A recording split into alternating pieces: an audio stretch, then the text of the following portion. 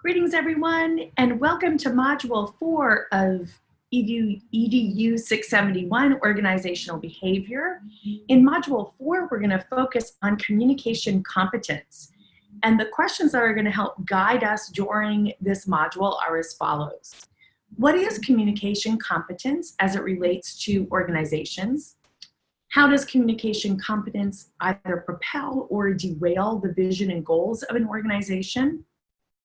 What are your communication strengths and also the areas that you might need some improvement in? What communication areas does your organization excel at, and which are areas in need of improvement? And what are the results of effective organizational communication?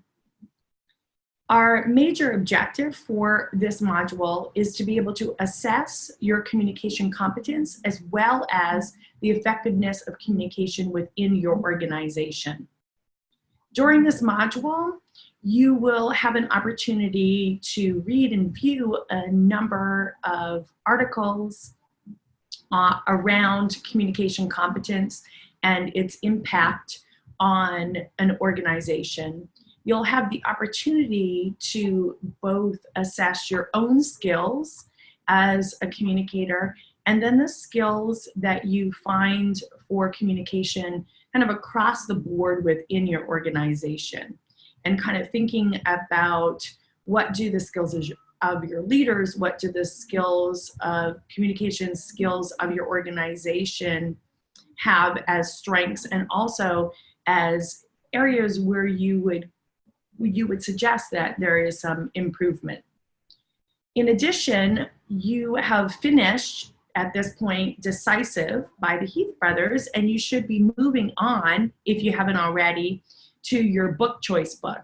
So I encourage you to think about reading about a third of your book during this week so that it sets you up well for Module 6 in particular, where then you're going to be sharing your book. So you'll want to have completed your book by the end of Module 6 for sure.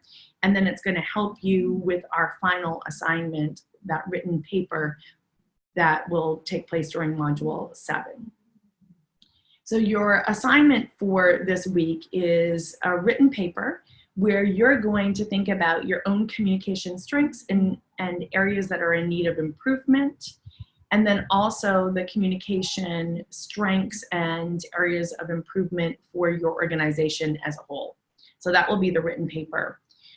The discussion will continue for the next couple of weeks to really focus on our Common Read Decisive, and we're going to think about the fairness of decision making involved in the processes that we use. So really thinking about decision making as a process, and thinking about the strengths in terms of its perception of fairness or not. So who's included, who's left out, what's the equity, who has more power in those situations, and then being able to think about the persuasiveness of the suggestions that were made in Decisive around the fairness of the decision-making process. I hope that you enjoy Module 4 around communication competence.